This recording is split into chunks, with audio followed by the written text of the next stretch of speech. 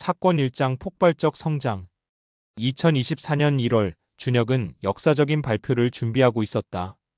대륙철도 1차 구간 착공식을 다음 주에 거행하겠습니다. 한국 정부와 우즈베키스탄 정부가 공동으로 주최하는 행사였다. 서울에서 타슈켄트까지 총 4,200km 구간의 50개의 역사가 설치됩니다. 준혁의 브리핑이 계속되었다. 그리고 각 역사 주변에는 한국인들이 거주할 수 있는 특별구역을 조성할 예정입니다. 기자들이 놀라며 질문을 쏟아냈다. 특별구역이라면? 한국의 의료진, 교육진이 상주하면서 현지 거주 한국인들에게 본국과 동일한 수준의 의료교육 서비스를 제공하는 지역입니다. 2월 첫 번째 특별구역 조성 작업이 시작되었다. 우즈베키스탄 국경 근처의 철도역 예정지에 작은 도시가 건설되기 시작했다. 한국병원 분원, 한국학교 분교, 그리고 한국문화센터까지 정말 작은 한국을 만드는 거네요. 연지가 건설 현장을 둘러보며 감탄했다. 하지만 이건 한국인만을 위한 공간이 아니야. 준혁이 설명했다. 현지에 거주하는 한국계 후손들, 그리고 독립운동 유공자의 후손들도 모두 동일한 서비스를 받을 수 있어. 정말요? 고려인들이 강제 이주당한 지 80년이 넘었어.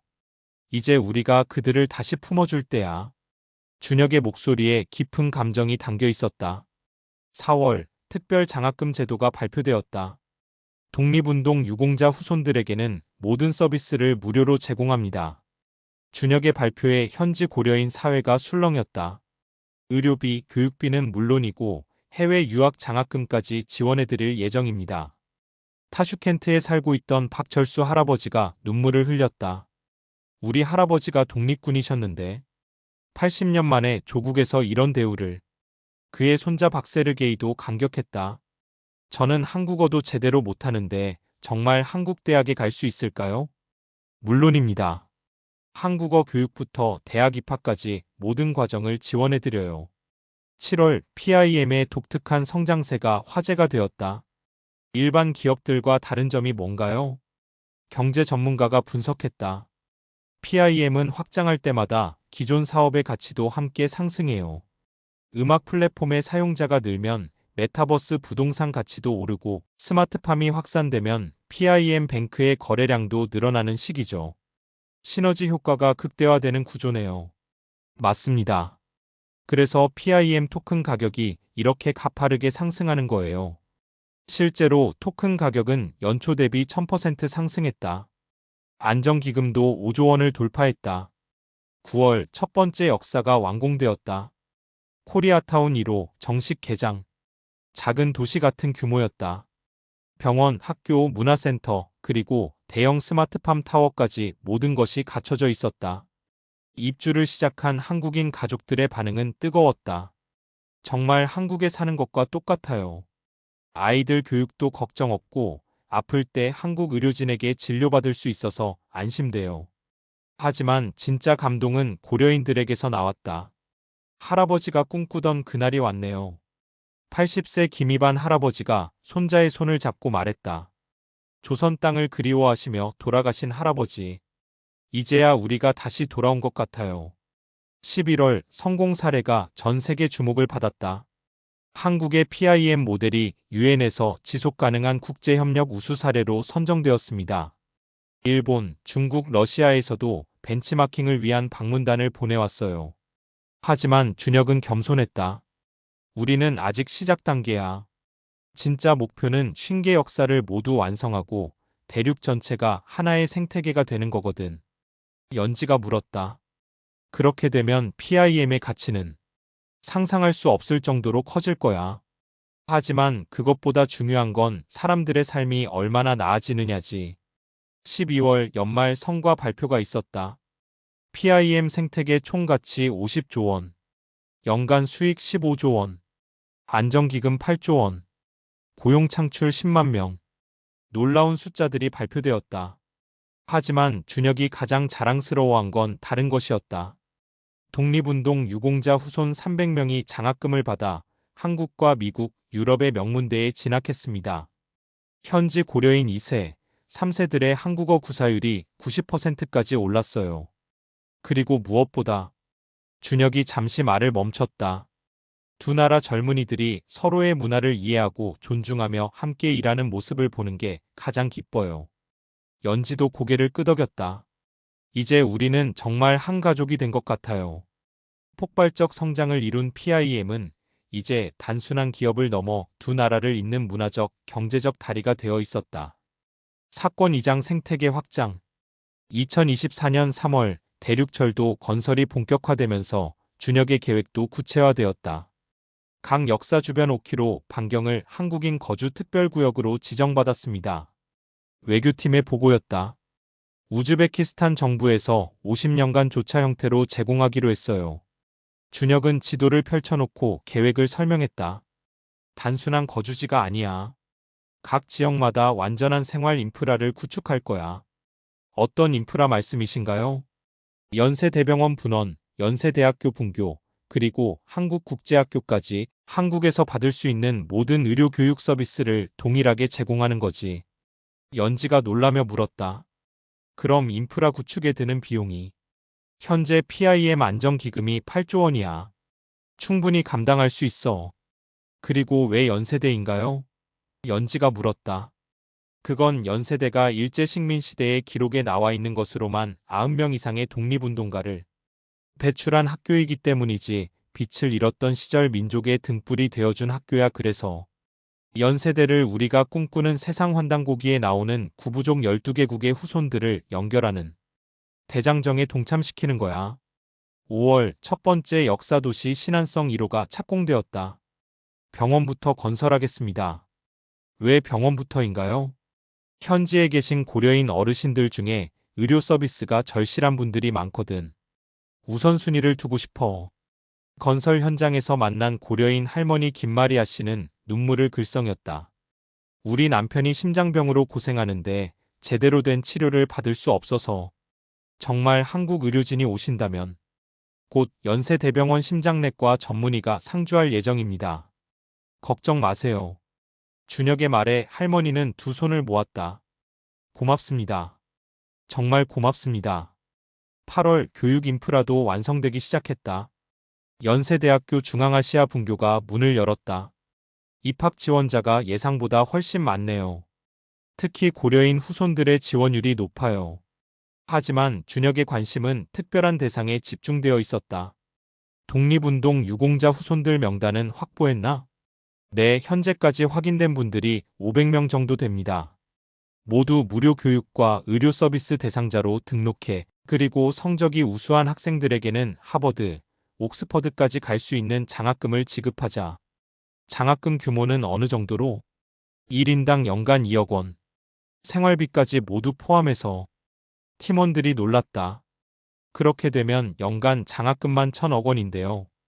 조국을 위해 목숨 바친 분들의 후손들인데 그 정도도 못해줄까? 준혁의 단호한 말에 모두가 숙연해졌다. 10월 첫 번째 장학생이 선발되었다. 박알렉산드르 19세. 독립운동가 박상진 의사의 증손자였다. 정말 믿어지지 않아요. 그는 한국어로 더듬더듬 말했다. 할아버지가 항상 말씀하셨어요. 언젠가는 조국이 우리를 찾아올 거라고. 어느 대학에 가고 싶나요? MIT에서 인공지능을 공부하고 싶어요. 그래서 할아버지처럼 조국을 위해 일하고 싶습니다. 준혁은 그의 손을 잡았다. 꼭 그렇게 되길 바라. 그리고 언젠가 내가 우리와 함께 더 큰 꿈을 이룰 수 있기를. 12월 스마트팜 네트워크의 확장도 가속화되었다. 현재 우즈베키스탄 내 5개 도시에서 스마트팜이 가동 중입니다. 카자흐스탄과 키르기스스탄에서도 건설 요청이 들어왔어요. 연지의 보고가 이어졌다. 특히 해산물 양식에 대한 관심이 폭발적이에요. 바다가 없는 지역 사람들에게는 정말 꿈의 기술이거든요. 수익성은 어때? 각 스마트팜마다 월 5억 원의 수익이 발생하고 있어요. 그리고 PIM 토큰 거래량도 매월 30%씩 증가하고 있고요. 준혁은 만족스러워했다. 이제 정말 대륙을 아우르는 생태계가 구축되고 있어. 그해 연말 준혁은 연지와 함께 첫 번째 역사 도시를 둘러보았다. 한국인 가족들과 고려인 가족들이 함께 어울려 생활하는 모습이 자연스러웠다. 할아버지, 이 명태찌개 정말 맛있어요. 한국에서 온 아이가 고려인 할머니께 말했다. 우리 증조할머니 레시피란다. 90년 전부터 내려온 맛이지. 와, 그럼 진짜 한국 맛이네요. 준혁은 이런 모습을 보며 뿌듯했다. 연지 씨, 우리가 만든 건 단순한 사업이 아닙니다. 어떤 의미인가요? 끊어졌던 역사의 고리를 다시 잇는 일이야. 그리고 그 연결고리가 앞으로 더 큰 평화를 만들어낼 거야.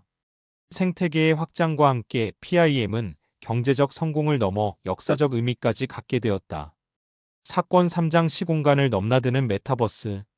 2024년 6월, 준혁은 혁신적인 아이디어를 제시했다. 기존 메타버스에 시간의 개념을 도입해보자. 개발팀이 당황했다. 시간의 개념이라면? 현실 세계의 시차를 반영하는 거야. 한국이 밤이 되면 신안성 메타버스는 잠들고 우즈베키스탄 시간대의 사마르칸트 메타버스의 신안성이 활성화되는 식으로. 연지가 흥미로워했다. 그렇게 되면 각 지역의 고유한 시간대와 문화가 메타버스 신안성에서도 그대로 살아나는 거지. 타슈켄트 시간으로 저녁 7시가 되면 그곳 메타버스에서는 전통 음악이 흐르고 현지 요리 체험 이벤트가 시작되는 식으로. 8월 타임존 메타버스 시스템이 구축되었다. 정말 신기해요. 한국 사용자 김민수 씨가 감탄했다. 지금 한국은 새벽 3시인데 우즈베키스탄 메타버스로 이동하니까 그곳은 저녁 시간이네요. 완전히 다른 분위기예요. 사마르칸트 메타버스 광장에서는 현지 전통 음악 샤슈마콤이 흘러나오고 있었다. 이 음악은 뭔가요? 우즈베키스탄의 전통 궁정 음악이에요. 12세기부터 전해져 내려온 우리의 소중한 문화유산이죠.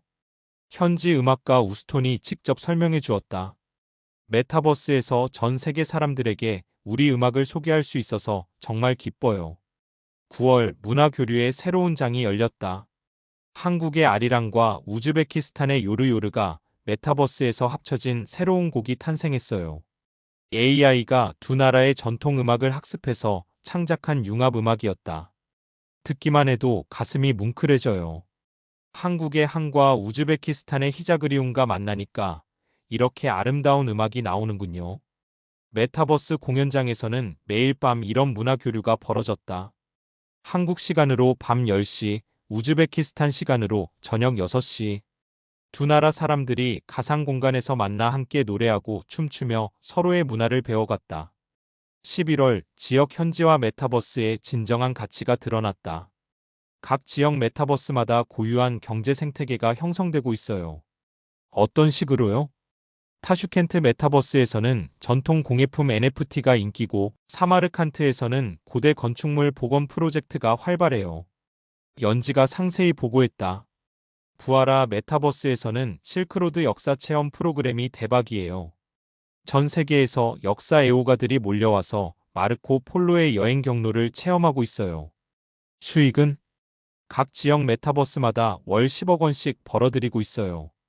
그리고 그 수익의 50%는 현지 문화 보존과 발전을 위해 재투자되고 있고요. 12월 첫 번째 메타버스 문화축제가 열렸다. 24시간 동안 지구 전체의 시간대를 따라가며 각 지역의 메타버스가 순차적으로 활성화되는 글로벌 이벤트였다. 뉴욕 시간 오후 3시 타슈켄트 메타버스 활성화. 도쿄 시간 저녁 7시 사마르칸트 메타버스 오픈. 런던 시간 오전 10시 부하라 메타버스 시작. 전 세계 사용자들이 시차를 따라 이동하며 각 지역의 문화를 체험했다. 이런 경험은 처음이에요. 프랑스에서 접속한 사용자가 말했다. 낮에는 한국의 K-팝을 듣고 저녁에는 우즈베키스탄 전통 음악을 배우고 정말 지구 전체가 하나의 문화 공간이 된 것 같아요. 연말정산에서 놀라운 결과가 나왔다. 메타버스 전체 사용자가 5천만 명을 돌파했습니다. 각 지역별 메타버스의 월 평균 수익이 50억 원에 달해요. 그리고 가장 놀라운 건 개발팀장이 흥분된 목소리로 말했다. 사용자들의 평균 접속 시간이 하루 4시간이에요. 단순한 게임이나 쇼핑을 넘어서 진짜 생활 공간으로 인식하고 있다는 뜻이죠. 준혁은 연지와 함께 이 결과를 바라보았다. 우리가 꿈꾸던 게 이런 거였어. 어떤 건가요? 기술이 사람을 분리시키는 게 아니라 더 깊이 연결시키는 거. 지리적 거리는 사라지고 문화적 이해는 깊어지고 경제적 협력은 활발해지는 그런 세상 말이야. 시공간을 넘나드는 메타버스를 통해 PIM은 진정한 글로벌 문화 플랫폼으로 진화하고 있었다.